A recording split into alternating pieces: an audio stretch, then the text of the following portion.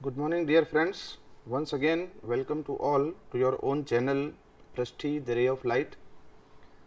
Friends, I have seen the previous year papers of your BEE subject, and I have found this question has raised many a times the concept of resistance, inductance, capacitance, reactance and impedance. काफ़ी बार ये question पूछा हुआ है और इन general आपके ये if you are from electrical और electronics branch और even for mechanical branch, this topic is very important for your even higher studies, right? Also this topic will help you in theory as well as your practical. तो आइए आज शुरुआत करते हैं इस बेहतरीन टॉपिक की। मैंने बहुत ही अच्छे से कंटेंट को तैयार किया है, आप इस वीडियो को पूरा देखना तो आपको पूरी पिक्चर क्लियर हो जाएगी, क्योंकि मैंने केवल रेजिस्टेंस की डेफिनेशन नहीं बताई है, केवल उसका सिंबल नहीं बताया, उसके आसपास की सारी चीज़ों को कवर करने की कोशिश की है। And in the last I have give you the glimpse in terms of a comparative table so that you can summarize the whole things in a very good manner, right? So what we are going to discuss about, first what is electrical network. Electrical network क्या होता है, what are the different components, उसके बाद में हम बात करेंगे resistance, inductance, capacitance की, and then finally we will discuss about what is reactance and impedance, right? So first of all if we talk about the electrical network, तो हम जानते हैं कि हमारा जो इलेक्ट्रिकल नेटवर्क कहें या इलेक्ट्रिकल सर्किट कहें, ये कनेक्शन है कुछ कंपोनेंट को मिल करके बनता है ना. It is an interconnection of some elements. What are these elements may be either active और पैसिव, राइट. अब जैसा कि इनके नाम से ही पता चलता है कि एक्टिव एलिमेंट वो एलिमेंट है जो हमारे सर्किट को सप्लाई देंगे, they are active in nature, right. जबकि पैसिव वो एलिमेंट है जो सप्लाई देंगे नहीं, वो सप्लाई लेंगे, लेकर के वो क्या करेंगे, either they can dissipate the energy or they can store the energy, right. So we have two categories of components in the circuit in the broad sense. First is active, that supply energy to the electrical network. If we talk about the examples, your battery, generator, voltage source, current source, these all are the example of active elements. क्योंकि ये जो element है वो आपके circuit को supply देते हैं, है ना, एनर्जी देते हैं, सर्किट को एक्टिवेट करते हैं, right. That's why these are known as active elements. Passive elements means they receive the energy, ये सप्लाई नहीं करेंगे, ये एनर्जी को लेंगे, लेकर के क्या करेंगे, दे कैन आइदर डिसिपेट और स्टोर द एनर्जी, राइट. इसके अंदर जो एग्जांपल है वो आपके हैं रजिस्टर, इंडक्टर एंड कैपेसिटर. तीन एलिमेंट है ना. इनकी चर्चा हम आगे डिटेल में करने वाले हैं. So if you talk about the different components of an electrical network, so we have three components, registers, inductors and capacitors. So registers are energy dissipating element, they dissipate the energy, whereas your inductors and capacitors are energy storing element. Please take a note of that. Passive के अंदर भी अब हमारी दो category आ गई है. Energy dissipating element एक है रजिस्टर, और एनर्जी स्टोरिंग एलिमेंट हमारे पास दो हैं, इंडक्टर एंड कैपेसिटर, राइट. अब हम जो इनके फिजिकल फॉर्म है, ये दिखते कैसे हैं, उनके बारे में चर्चा कर लेते हैं कि रजिस्टर्स का मतलब क्या है, इंडक्टर का मतलब क्या है और कैपेसिटर का मतलब क्या है. So resistors are usually made from metallic alloys and carbon compounds, है ना, एक तार कह सकते हैं, simple wire. Inductor in terms, अगर आपने कंडक्टर को बाउंड कर दिया कोयल के फॉर्म में तो आपका इंडक्टर बन गया. जबकि कैपेसिटर क्या है, these are two conducting plates separated by insulator और डाइलेक्ट्रिक मटेरियल. आप लोगों ने 12th फिजिक्स में पढ़ा होगा, है ना.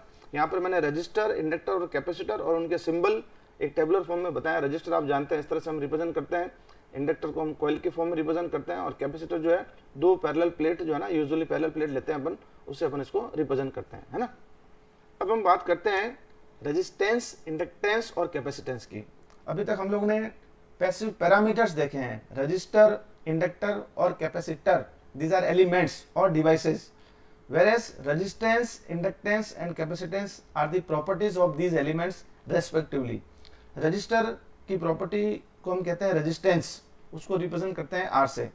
इंडक्टर की प्रॉपर्टी को हम कहते हैं इंडक्टेंस, उसको हम रिप्रेजेंट करते हैं एल से. जबकि कैपेसिटर की प्रॉपर्टी है capacitance and it is represented by a symbol C. So I think this picture is clear. लोगों में कंफ्यूजन रहता है कि रजिस्टर को ही लोग रेजिस्टेंस मान लेते हैं, ऐसा नहीं है. रजिस्टर एक एलिमेंट है, रेजिस्टेंस उसकी प्रॉपर्टी है. Similarly inductor is an element and inductance is it's property, and same for the capacitors and capacitance, right. आगे बढ़ते हैं. अब हम एक एक को थोड़ा बारीकी से अध्ययन करना चाहते हैं, है ना. रेजिस्टेंस जो है वो रजिस्टर की प्रॉपर्टी है. अब ये प्रॉपर्टी करती क्या है, ये रजिस्टर की वो प्रॉपर्टी है जिसके कारण वो सर्किट के अंदर जो करंट फ्लो हो रही है उसका अपोज करता है. It is the opposition offered by the register, right. Ohms ने सबसे पहले इसको डिफाइन किया, सर्किट का सिंबल मैंने बना रखा है ना। तो R is equal to V upon I, है ना। जैसे वोल्टेज की यूनिट वोल्ट है और आई करंट की यूनिट एम्पियर है, तो वोल्ट अपॉन एम्पियर कह दे, और यहाँ पर इसको हम ओम्स में रिप्रेजेंट करते हैं, क्योंकि सबसे पहले इसको ओम्स ने बताया था। ओम्स लॉ डिस्कस करने की जरूरत नहीं है, आप लोग जानते हैं, है ना। वैसे इस पिक्चर से क्लियर हो रहा है, राइट। अब कई बारी वाइवा के अंदर रेजिस्टेंस का रेसिप्रोकल पूछ लेते हैं, है ना।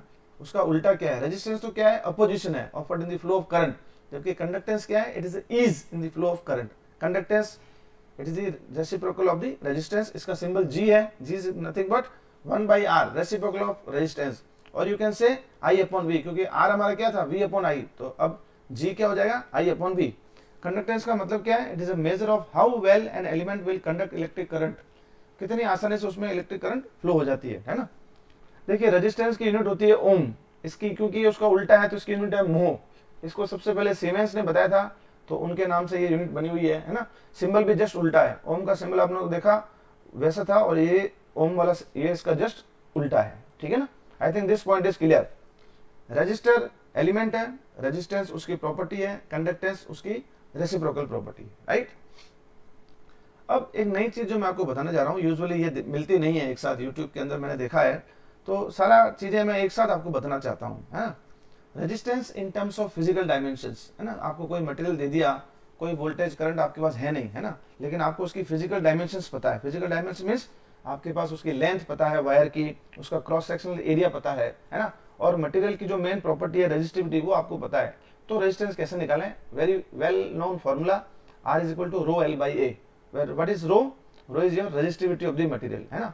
अगर आप इसकी यूनिट निकालना चाहें तो कैसे निकालेंगे, क्रॉस मल्टीप्लाई कर दीजिए, R into A upon L हो जाएगा। R ओम है, A metre square area, L metre, तो 1 मीटर कट जाएगा, तो ओम इंटू मीटर इसकी यूनिट हो जाएगी, ये होती है रेजिस्टिविटी, राइट।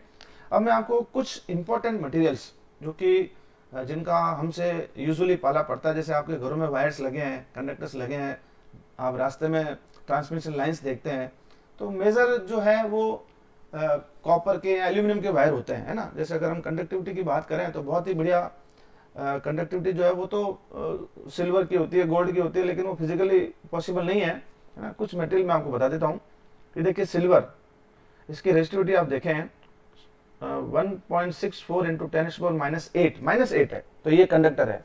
कॉपर की रेजिस्टिविटी देखिए आप 1.72 इंटू 10⁻�8। सिमिलरली एल्यूमिनियम की थोड़ी सी ज्यादा है, 2.8 इंटू 10⁻8। सारे माइनस की फॉर्म में, सारे कंडक्टर हैं। Silicon most popular semiconducting material, उसकी जो रेजिस्टिविटी है वो है 6.4 इंटू 10⁻2 ज्यादा है in comparison to the conductor. If you talk about the mica and glass, तो 10⁻11, 12 दीज आर इंसुलेटर। इंसुलेटर का मतलब ये अपने अंदर करंट फ्लो होने नहीं देते हैं, राइट। सेमीकंडक्टर कुछ हद तक फ्लो होने देगा, है ना, बीच की टर्म है, जबकि कंडक्टर नेगेटिव में सेमीकंडक्टर, है ना, उनकी कंडक्टिविटी है, रेजिस्टिविटी बहुत कम है। रेजिस्टिविटी बहुत कम का मतलब है गुड कंडक्टर्स, कंडक्टिविटी बहुत ज्यादा है ना। यहाँ पर एक चीज मैं मिस कर गया हूँ, देखिए जिस तरह से रेजिस्टेंस का रेसिप्रोकल, है ना, कंडक्टेंस कहलाता है, उसी तरीके से रेजिस्टिविटी का रेसिप्रोकल जो है वो आपका कंडक्टिविटी कहलाता है, उसको सिग्मा से रिप्रेजेंट करते हैं। I have missed this point, please take a note of that, इसको आप नोट कर लीजिएगा, है ना। ये मटेरियल जो 4-5 मटेरियल है, इनका आपको ध्यान होना चाहिए, फेमस मटेरियल जो है, जो यूजुअली काम आते हैं, है ना, तो आप देख लीजिए, राइट। अब आगे चलते हैं अपन रेजिस्टेंस का एक और इम्पोर्टेंट फॉर्मूला, क्योंकि सबसे पहले हम लोगों ने कहा कि register is a energy dissipating element, है ना। तो एनर्जी को किस फॉर्म में ये डिसिपेट करता है, it dissipate energy in the form of heat. Joules का फॉर्मूला आप जानते हैं, H I² RT, I आपकी करंट है, R रेजिस्टेंस है, और T है समय, I² RT, right. So I think resistance के आजू बाजू में सारी चीजें मैंने आपको बता दी है, पूरी पिक्चर क्लियर कर दी है। एक दो इंपॉर्टेंट पॉइंट आपको और बता देता हूँ। यूजुअली सर्किट के अंदर आप लोग पढ़ते हैं series connection, parallel connection, you can also study about the star delta pattern, बहुत सारी चीजें हैं डिस्कस करने को। मैंने इन जनरल 2 रेजिस्टेंस का कॉम्बिनेशन बताया है, आप बहुत सारे n नंबर ऑफ रेजिस्टेंस ले सकते हैं सीरीज पैरेलल में, है ना। तो सीरीज के अंदर ये आपस में ऐड हो जाते हैं, राइट, जबकि पैरेलल में ये 1 रेसिप्रोकल फॉर्म में ऐड होते हैं, तो इक्विवेलेंट आपका ये आ जाता है, राइट। तो आई थिंक आगे चलते हैं अपन लोग। सीरीज में अगर आप जोड़ोगे तो रेजिस्टेंस ऐड होगा, और यहाँ पर इसका रेजिस्टेंस पैरेलल में इक्विवेलेंट रेजिस्टेंस कम हो जाता है। For example, if you add 2 registers 10 and 10, the total will be 20, and again at the same time if you add in parallel दोनों रेजिस्टेंस को अगर आप पैरेलल में ऐड करेंगे 10 और 10 को, तो इक्विवेलेंट हो जाएगा 5, राइट। तो please take a note of that, this point is very clear, I think that is clear, right. Now come to the inductance. Resistance को हमने बहुत अच्छे से देख लिया, बारीकी से देख लिया, चारों और उसकी सारी चीजें देख ली, है ना। अब इंडक्टेंस क्या होता है, मैंने आपको पहले कहा कि इंडक्टर जो है वो बेसिकली कंडक्टर है in the form of coils, है ना। तो it is the property of coil, क्योंकि वो कॉइल की फॉर्म में है, to resist any change in current. Register क्या कर रहा था, उसकी जो प्रॉपर्टी है रेजिस्टेंस, वो opposition in the flow of current है, ये है opposition in the change in current, right. And it is measured in Henry, वहां पर ओम था, यहाँ पर हेनरी आ चुका है। अब इंडक्टेंस के केस में क्या है, आप लोगों ने देखा होगा, अगर आपके पास एक कॉइल है, उसका जो इंडक्टेंस है उसको हम कहते हैं सेल्फ इंडक्टेंस, राइट। प्रॉपर्टी वही है अपोजिशन वाली। अगर आपके पास दो कॉइल है, फॉर एग्जांपल ट्रांसफॉर्मर, तो वहां पर म्यूचुअल इंडक्टेंस पिक्चर में आ जाता है, क्योंकि दो कॉइल है ना। आगे चलते हैं। अब इंडक्टेंस जिस तरह से हमने ओम्स लॉ पढ़ा, है ना, वहां पर आपको रेजिस्टेंस जो है वो पिक्चर में आता है V/I। सिमिलरली यहाँ पर फेराडे का लॉ काम करता है ना। आपकी एक कॉइल है, इसके ऊपर अगर आप वोल्टेज लगाएंगे तो मैग्नेटिक फील्ड डेवलप होगा, और इसके अंदर एक वोल्टेज भी डेवलप हो जाएगा, इंड्यूस्ड ईएमएफ जिसे हम कहते हैं। तो V is equal to L di/dt। di/dt means what, change in current. L is the inductance, इसकी यूनिट में ऑलरेडी बता चुका हूँ, हेनरी है।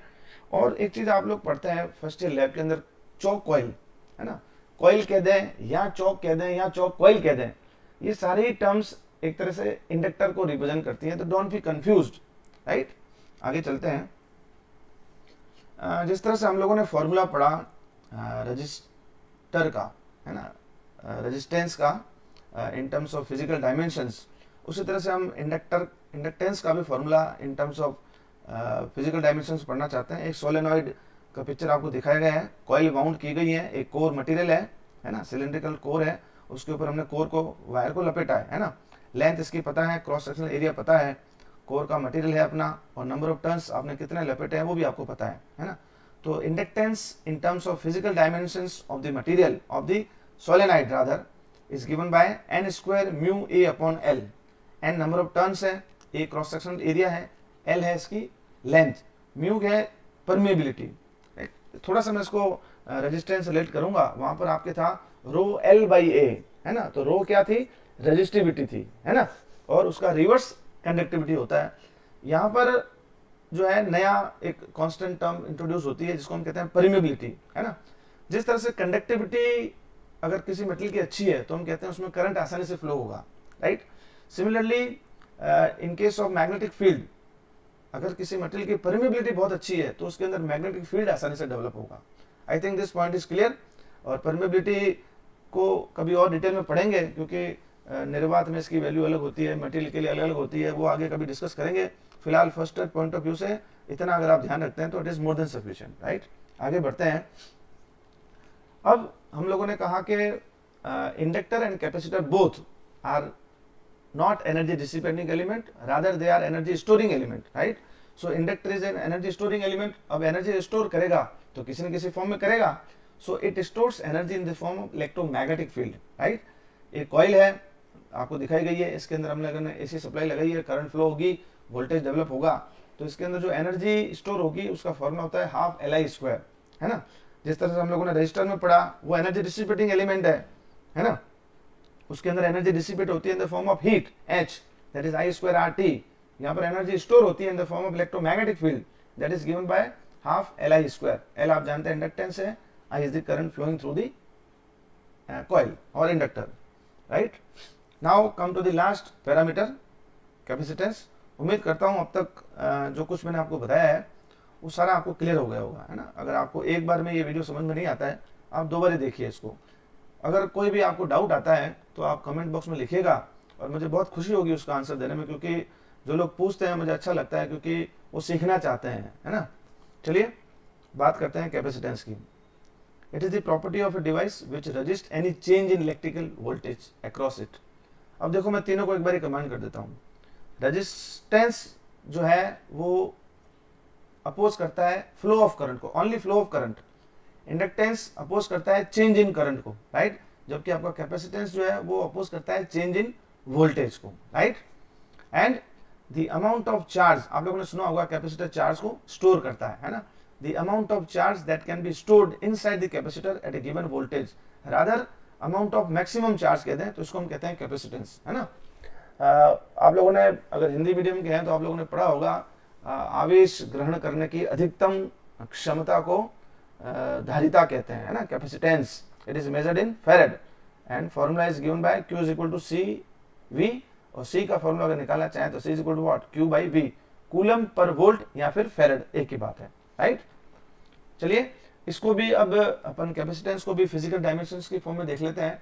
हमने रेजिस्टेंस का फॉर्मूला देखा, रो एल बाई ए, इंडक्टेंस का फॉर्मूला देखा N square mu A upon L, इसका भी देख लेते हैं। हम यूजुअली पैरेलल प्लेट कैपेसिटर लेते हैं।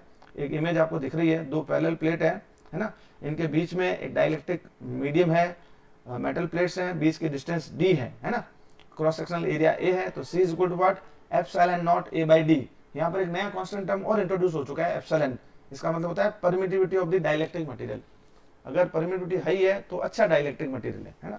देखिए अब तीनों को मैं कमेंट कर देता हूँ। रजिस्टर के अंदर फॉर्मूले में R equal to rho L by A आता है ना, तो अगर आप उसको रिवर्स फॉर्म में लिखना चाहें तो आप R equal to L upon sigma A कर सकते हैं। सिग्मा इज कंडक्टिविटी, इंडक्टेंस के फॉर्मूले में N square mu A upon L that is permeability, capacitance के फॉर्मूले में epsilon A epsilon naught by D that is permittivity. Conductivity resistance से रिलेटेड है, परमिएबिलिटी इंडक्टेंस से रिलेटेड है, and permittivity is related to the capacitance. I think all things are clear, right. अब capacitor भी क्योंकि एनर्जी स्टोरिंग एलिमेंट है तो ये भी एनर्जी को स्टोर करेगा इन द फॉर्म ऑफ चार्ज कह दें या फिर इलेक्ट्रोस्टैटिक फील्ड कह दें, है ना। उसका फॉर्मूला होता है हाफ CV स्क्वायर। इंडक्टर के केस में था हाफ LI स्क्वायर, और एनर्जी डिसिपेट जो रजिस्टर में हो रही थी वो हो रही थी आपकी I square RT that is joules law, heat, right. तो अब एक बारी मैं थोड़ा सा आपको कंबाइन करके बता देता हूँ, काफी सारी चीजें हैं, दो तीन टेबल में आपको बता देता हूँ अच्छी से ताकि आपको पूरा रिवाइज हो जाए। देखिए रजिस्टर, इसका सिंबल आप जानते हैं, मैंने यहाँ पर एक सिंबल बनाया है और इसका voltage across resistance VR, current I flow हो रही है। इंडक्टर का भी सिंबल आप जानते हैं, कॉइल, करंट IL फ्लो हो रही है, वोल्टेज इसका VL है ना। कैपेसिटर के अक्रॉस वोल्टेज VC लिया है, करंट IC फ्लो हो रही है। यहाँ पर एक्चुअली मिस हो गया थोड़ा, ये IR इसकी करंट है ना, something is missing in this diagram, उसको IR कर देना। देखिए मैंने यहाँ पर IR लिखा है, तो वोल्टेज जो है रजिस्टर के अक्रॉस VR क्या हो जाएगा, IR इंटू R या R इंटू IR, है ना। और रजिस्टर की यूनिट ओम लिखिए, हेनरी के फैराड लिखिए। Voltage across the inductor is VL L di by dt, है ना। कैपेसिटर के अक्रॉस, कैपेसिटर में जो फ्लो होने वाली करंट है वो क्या हो जाएगी, IC is equal to what C dVC by dt, है ना। अब देखिए यहाँ पर कुछ चीजें और लिखी हैं, काफी इंपॉर्टेंट चीजें हैं। रजिस्टर जो है वो एनर्जी को स्टोर नहीं करता है, एक क्या करता है, डिसिपेट करता है ना। हाफ I स्क्वायर RT मैंने बता दिया। अगर आप पावर बताना चाहें I स्क्वायर R कह दें या V स्क्वायर अपॉन R कह दें, एक ही बात है। Inductor does not dissipate power, नहीं करेगा। Store energy in the form of electromagnetic field, पहले ही बता चुका हूँ, half LI square. Current through inductor can not changes instantaneously या एब्रप्टली। इंडक्टर क्योंकि चेंज इन करंट को अपोज करता है तो इसका मतलब क्या है, एकदम से चेंज नहीं होगा।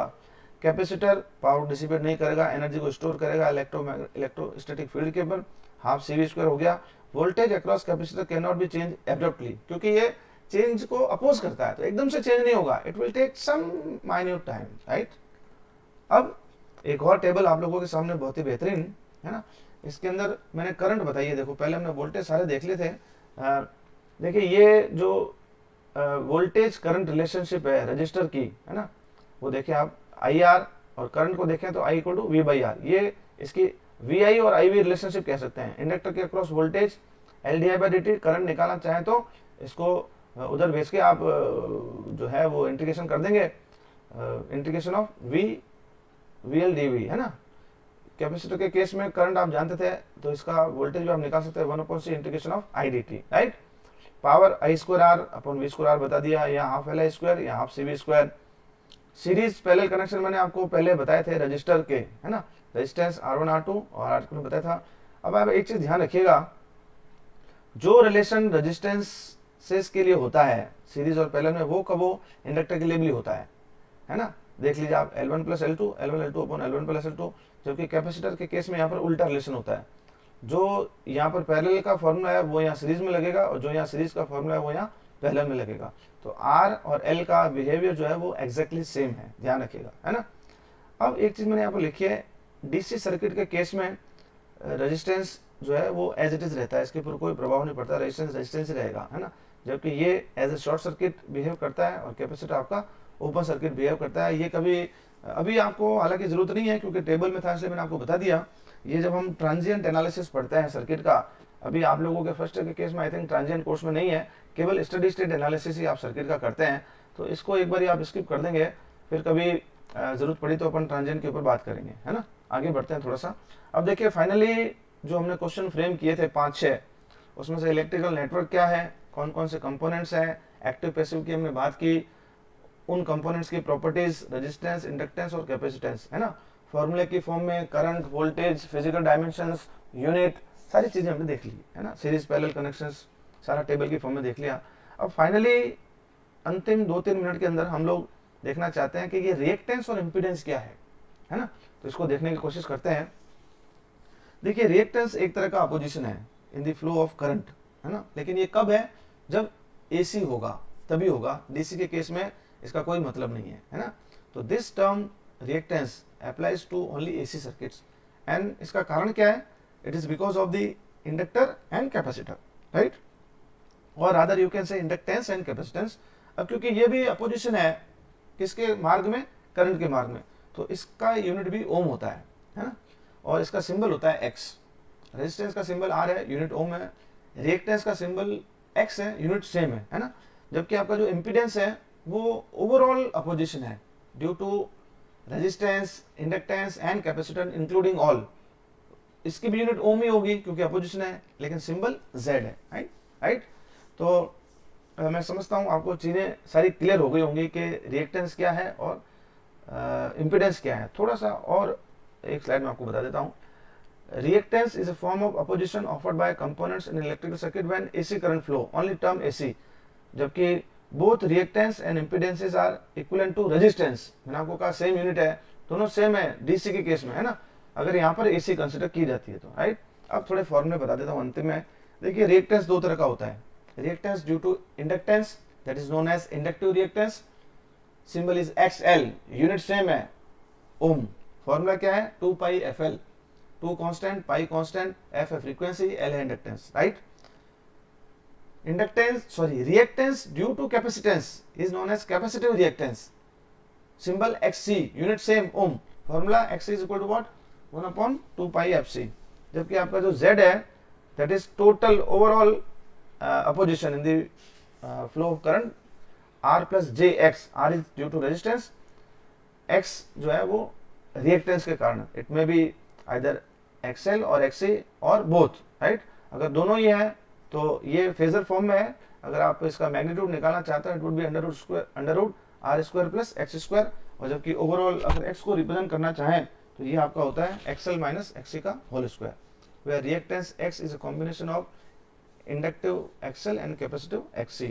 सो I think this overall picture जो है आपके सामने पूरी क्लियर हो चुकी है। हम लोगों ने जो है रेजिस्टेंस ओम, इंडक्टेंस हेनरी, कैपेसिटेंस फेरेड, तीनों को पहले देखा। फिर हमने रिएक्टेंस को देखा, हमने कहा रिएक्टेंस दो तरह की है ना, केवल और केवल एसी सर्किट की बात करेंगे। पहली reactance inductive reactance, it is due to inductance only, XL, formula क्या होता है 2 पाई FL। और एक आपकी जो रिएक्टेंस है due to capacitance, it is known as capacitive reactance, formula XC is equal to 1/2 pi FC, unit same रहेगी ohm. जबकि इंपीडेंस है overall opposition in the flow of current in case of AC circuits, और उसका भी unit जो है वो ओम ही होगा, फॉर्मूला इसका चेंज हो जाएगा, right. So I hope the whole picture in terms of resistance, inductance, capacitance, reactance and impedance is clear to you. If still you have any query तो आप लोग जो है कमेंट बॉक्स में मुझे बताइएगा, तो उसको आंसर करने की मैं कोशिश करूंगा। अंत में आप सभी का धन्यवाद। जय हिंद।